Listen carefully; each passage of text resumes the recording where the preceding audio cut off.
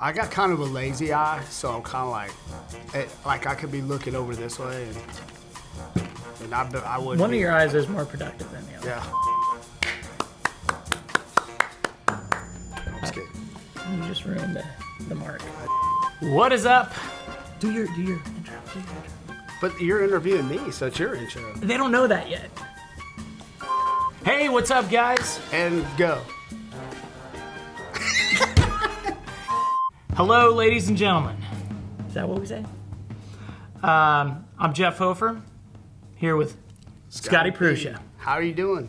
Thanks for having me. Hey, hey man, thanks for being on the show. Yeah. So you guys have seen Scott on the show for years? Years. Has it been years? Yeah, I think that's a good question, because when you go back to when we started doing Unwrapped, it's probably been like 10, 11 years. Okay, so it's obviously years.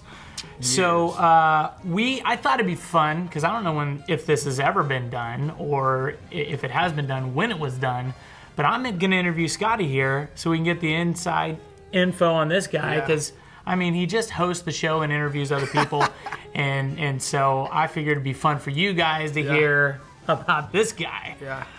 Those of you that know, I'm not a very public person, right? So it took some convincing to do this segment. It looked like this. It did. I was do like, it. It took some convincing, but we should tag this get to know, and in this particular episode, it's get to know Scotty. Get to know Scotty. Okay, so what is your title? What is your official title here? I am the director of marketing. Director of marketing? Yes. That is a very important title. I just made it up. Did you really gave yourself your title? Just now, yeah.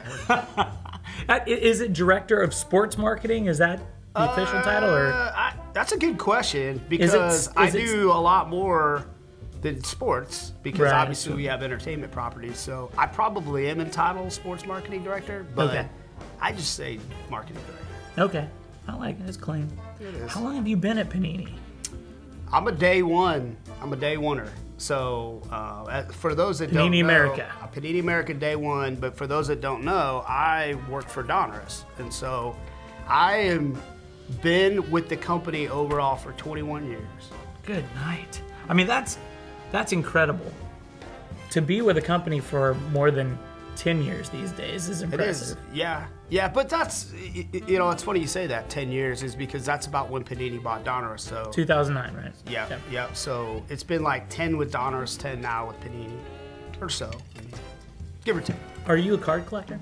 I'm a big collector. Yeah. I am the two things I say, and I've heard a lot more people say this phrase, but I've been saying it since I was little, is I'm the one that my mom didn't throw the cards out. But I hear more people saying that now, so trademark Scotty Prusha. But yeah, I was a guy that collected cards as a kid, and I collected with my dad, and that was kind of how me and my dad bonded, and then it just took off from there. We started doing shows, we started to be dealers, and then when I was a teenager, my dad opened a card shop. And so I was a card shop. And at the time, somebody from Beckett Publications came into our store. And it was here in DFW, It was here in DFW, yeah. And I wasn't there. And so my dad was like, you got to come back and meet this guy. He's super knowledgeable about cards. And her name was Louise Bird. And I always kind of give her credit for getting me started in the business, because she came back, talked to me, and she said, she's like, man, whenever you want a job, call me, because I'll help you out. I was like, yeah, sure. And how old were you at the time? Good question. I was probably in college, but it was probably like freshman-ish. Okay. So I hadn't really finished my degree or anything. So I went off to college, didn't think much about it, and I came back and I called her, and she got me an interview, and so I started at Beckett, like 98, I guess, or something. What was that phone call like? Hey, do you remember me? You went to my dad's card shop, and you said no, she remembered she saw me. something special in Yeah, you? she remembered me and was like, and they just happened to be looking for somebody at the time. Yeah. So I just called. It just happened to work out. I got an interview, and then I got hired, and then I ended up moving over to Donruss Okay. after 2 years, and then Panini bought us, and that's how I kind of got to where I'm at now. So it sounds like a dream position to be in, to have your dad owning a card shop when you're a That's little pretty cool. kid and you're a card collector. Yeah. What was that like? Was he like, hey, Scotty, get away from the packs, and you're busting packs in the back? Or Oh, what was it like? 100%. My dad caught, you catch the kid in their hand in the cookie jar. Well, I got caught quite a bit with opening packs. He'd come in and be like, we were going to sell that. And I was like, nah. But another interesting side story is that my mom did the comic books. Oh, really? And we became like a really big shop outside of just cards. So it was also comic books. And What did your mom know about comics? Man, she became like the guru in the Metroplex of comic books, man. That is amazing. Yeah, it was crazy. It was a wild time, man. And that's how we actually kept our business going, because at the time cards were huge, but it was kind of on the downturn. So like cards sprung up and we opened our shop, and then cards kind of went down a little bit, but comic books were on the uptick. So that's how we ended up really making it, was through comic books. Wow, that is super cool. I can only imagine being a kid and having a family-owned LCS.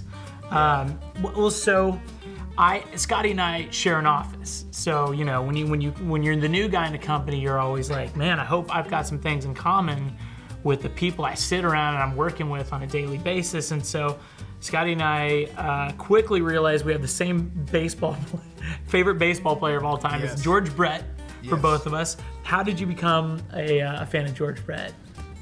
So this is no secret to anybody that I'm a Nebraska Cornhusker. I think everybody knows that I mention it as much as I can. I'm not shy. I know we don't win, but hey, that's my team. You used to win a lot. We used to win a lot. Yeah, I was spoiled as a kid, but I grew up in Omaha. I'm from Nebraska. I grew up in Omaha, and the closest team to root for was Kansas City. So I just grew up naturally. I played baseball growing up. I played baseball in high school and in junior college, and so I just was a huge baseball fan, and so I gravitated towards to that sport. And George Brett at the time, there wasn't anybody bigger, and so I'm still to this day a freak about the number 5. So like I park in the 5th spot. You and Gary Vee. Yeah. Oh, is Gary Vee?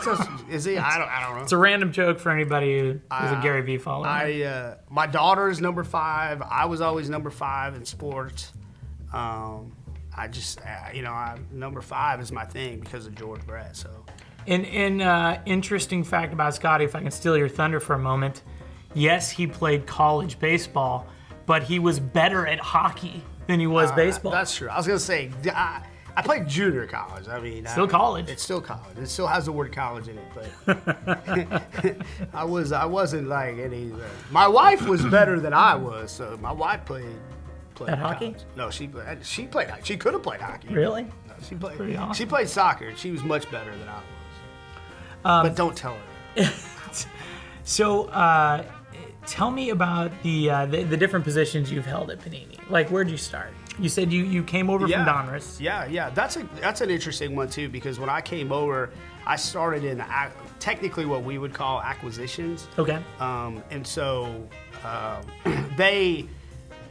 Donruss, I say they, I have to clarify, I guess sometimes, but Donruss had just gotten the baseball license back and had just purchased the Donruss names because it was playoff at the time. And so they were just expanding, and they needed somebody to negotiate baseball contracts. So they came to me and they're like, what do you know about baseball, negotiating baseball contracts? And I was like, nothing. And they were like, great, you get the job. So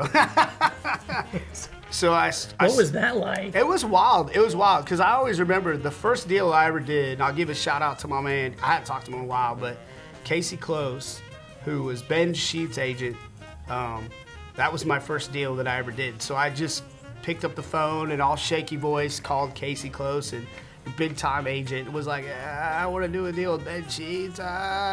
And I don't know.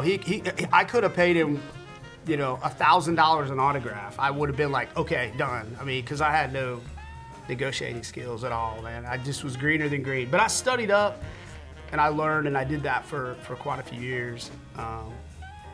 And then when Tracy left back originally, because Tracy was at Donruss, I took his position, and I've been in marketing since. Well, then we can both vouch that it's not easy to fill in for Tracy. That is a good point. That is another thing we share that probably we've never said like out loud is we've both in a way replaced Tracy Hacklers.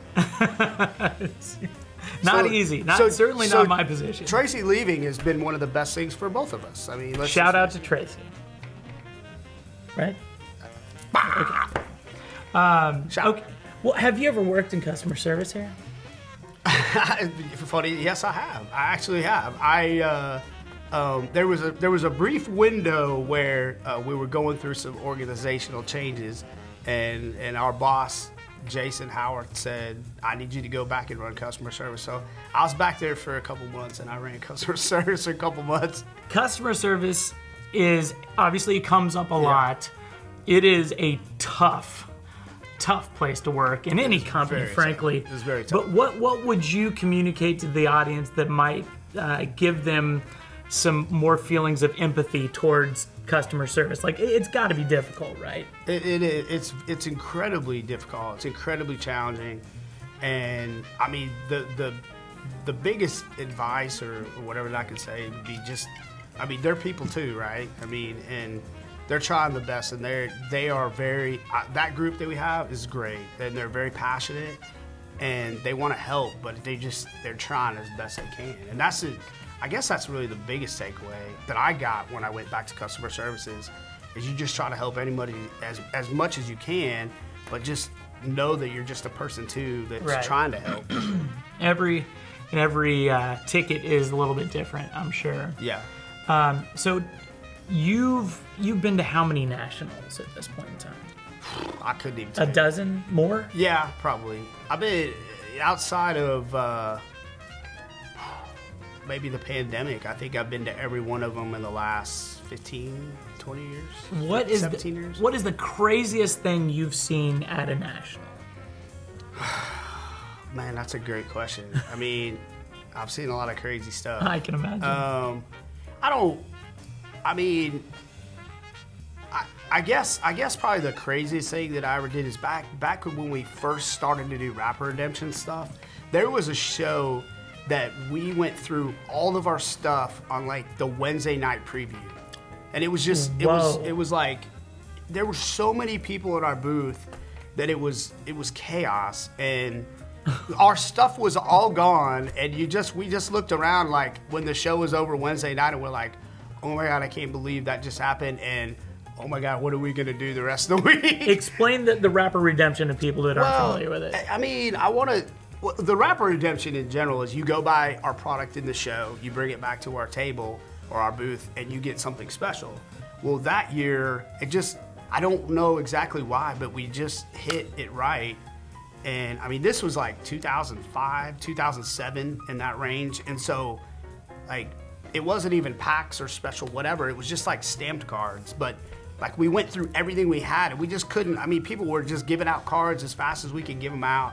And it was crazy, but I mean, I've helped put together every VIP party, and so that's been pretty wild. I mean, to see the growth of that, and like I will say this, and the one thing that I'm probably like, there's a list of things that I'm proud of in my career, but one of the things I'm really proud of is that there was a time where other manufacturers didn't support the National, and it was always a key initiative in our building to support the National and be there. And so, like, I give credit to this company, and I say this company is Donruss and Panini, in growing the National to what it is, because some of the crazy promotions that we've done and the VIP party and things like that have helped generate the excitement in the National and helped it grow.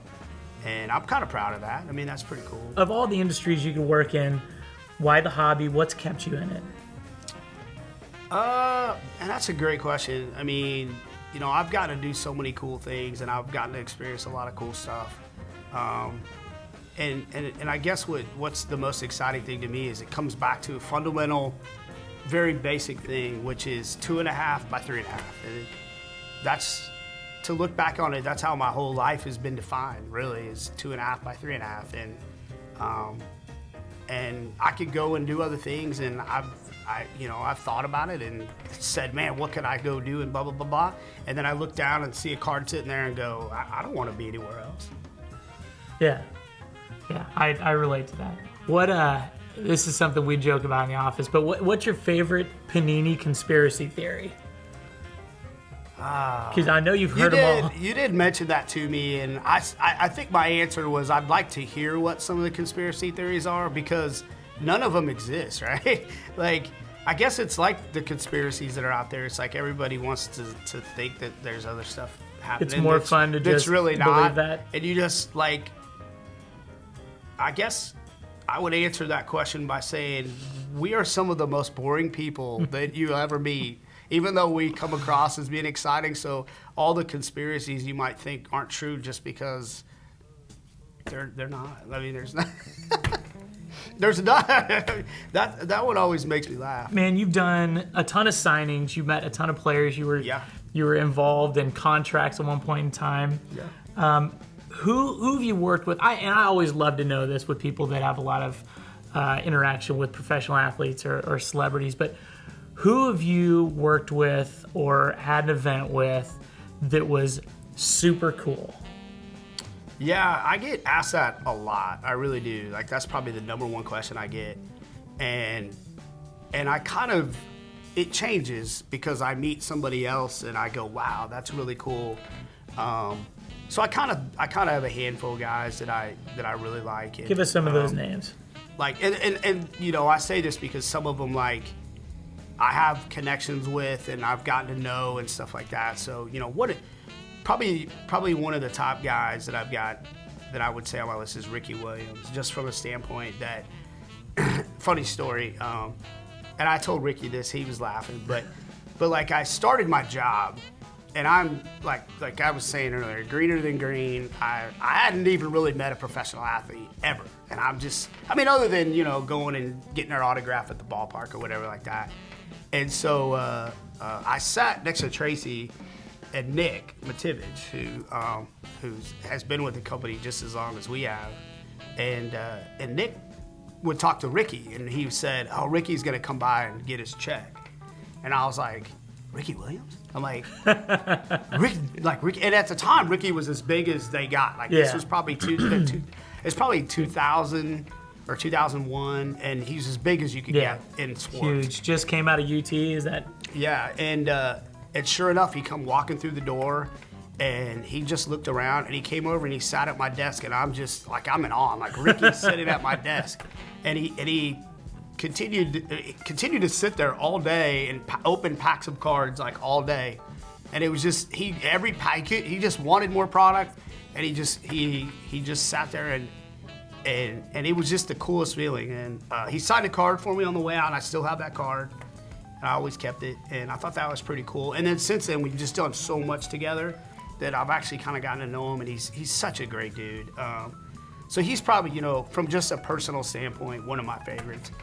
And that's an ongoing relationship. Like it is, yeah. We've been talking about events coming up where Ricky may or may not be. I try to get Ricky everywhere I can go just because he's such a good guy. He does seem like a super cool guy. I will say one of the absolute most polite, genuine people that I've ever met was DK Metcalf.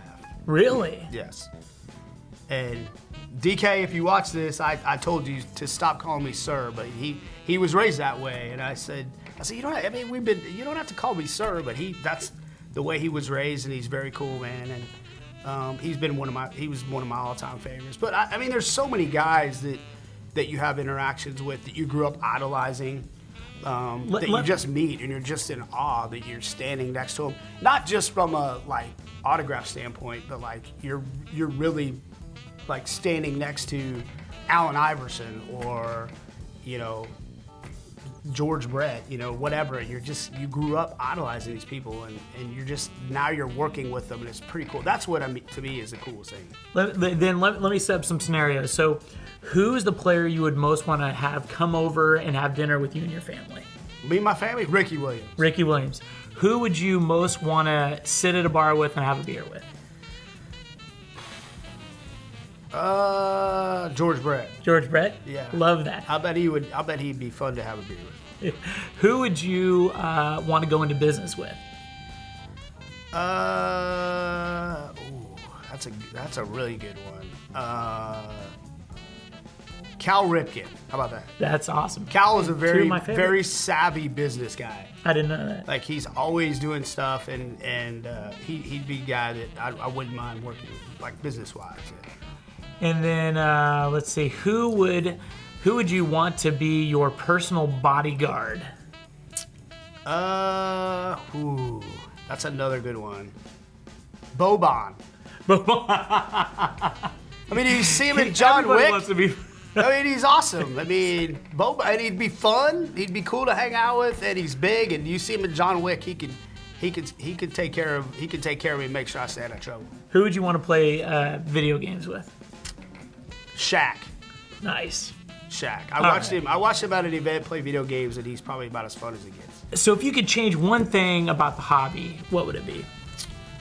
But that's a good question, because I mean, it's a pretty cool hobby, right? I mean, that's our hobby. You can still change. I mean, it's great, but what would you do that you think could make it even better? Probably the necessary evil, which is redemptions. Just probably get rid of those. Get rid of redemptions. Yeah, I like that. Yeah, I have a feeling a few people watching would like that too. Well, dude, what is one thing? We're almost finished, by the way. Oh man, I can interview you all day. I could talk all day if you hadn't seen it. Is this your favorite topic?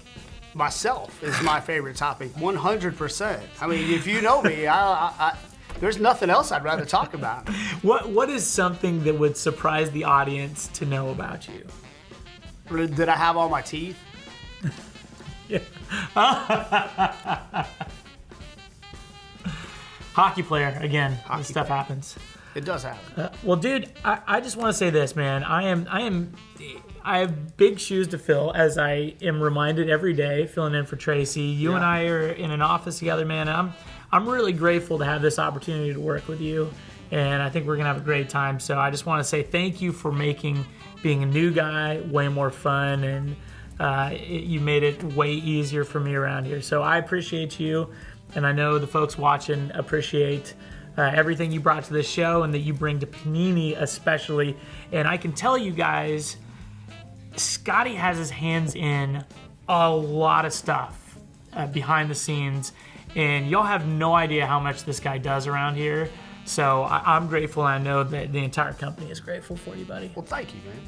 All right, so I appreciate the time for you to get to know me, because I'm not very, as you've known, he said we share an office, but this is probably the most I've talked since he started. So we love this. Oh, let's open some product. You know what? Since you're an old dude, I'm an old dude. I mean, I'm pretty old too, frankly. You know what? 90 score. So we have. I found these hiding and thought this would be fun to open. 1990 score football. So what were you doing in 1990? 1990, I was a sophomore. Okay. I guess I was a sophomore at Vines High School in Plano, Texas. All right, you just shout out to the Vikings, Vines Vikings. The Vines Vikings. Had you just relocated from Omaha, Nebraska? No. I moved here when I was like 10. Okay. So I've been here for a long time, and. So 1990 score. I'm trying to remember. This is the year after tons of big Hall of Fame rookies. 89 was a massive year for the hobby. For certainly football, but also baseball. Yes. Do you remember who the big hits were in 1990? Man, was that like Jeff George? It was like Jeff George. Yeah, Jeff George, and then you had other guys that came on, because I believe it's well, Emmett Smith was that's right. Right. Yeah, you're right. Okay. No, Emmett Smith was 90, but he didn't make this set. He was in the supplement. He was in the traded set, right? Yeah, he was in the traded set. I got Christian Okoye, by the way. The Nigerian Nightmare, man. If you're a Chiefs fan, this guy was a big deal. First of all, we had the trivia holograms in there. You see that? Like, look at those. And I'm gonna ask you guys out there. Okay, here we go. I'm sure in 1990 this has changed 500 times. That's a great idea. 2 teams lost a Super Bowl and won the next year. Name one of them. The Redskins, the Dolphins, the Cowboys, or the Raiders. And it says the answer is the Cowboys and the Dolphins. So I'm sure that's changed 50 times since that card. I'm gonna do mine too. Just a reminder, this was true in 1990. Yep. Who had the most passes intercepted in a Super Bowl game? A. Terry Bradshaw, B. Craig Morton, C. Fran Tarkenton, and D. Bart Starr. I would go Bradshaw just because he played so many Super Bowls. That's a good point. It was B. Craig Morton, who had 4 passes intercepted in game Super Bowl, looks like 12 in 1978. So that wasn't a good game, by the way, is what you're saying. 1978. So you're asking what the hot names were. So here you go. Here's one of them, dude. And the Magic Man? Don was it? How you say it? Mikowski? I think? Yeah. That's how you say it? Yeah, he was a hot name, man. And oh, dude. Got the big hit Junior there. Seau. There we go. Junior Seau rookie. That's a nice Hall of Fame rookie. Yeah. Gosh, that guy was a monster. And then here we go. Here's a ground force. But, back then, the designs were pretty basic. But, occasionally you got something like that where there was lightning or... So I remember the score Dream Teams? Oh, yeah. Yeah, I love... So I recently got to go through our printing plant, which is incredibly impressive. But you realize how much memorabilia, on-card memorabilia, changed the game. And obviously we have autographs too. How much simpler was it to make cards back when you were essentially just printing? Just printing, yeah. It was just paper. There's no foil in most of these. It was just basic. Why did you guys do that to yourselves? Hold on. Nice. Andre Ware, Heisman winner. Love it. Why did we do that to me? Well, you got to up the game, dude. I know. You got to put more value in the pack. You got to put more value in the pack, man. I get it. Oh, here we go. Art Monk. Yep. You can have that. It's from me to you. No. Rival. Cowboys rival. Yeah, of course. No. These are kind of like, you could put an eye out if you threw that at somebody. Oh, well, Jerry Rice. Gotta show Jerry Rice. All right, man. That was fun, dude. Great episode. There we go. Thank y'all for watching. Do you have a special close? For this one, no, other than I'm pretty awesome. How about There you have it. How about it that way? I really could. We could have been in here. Yeah.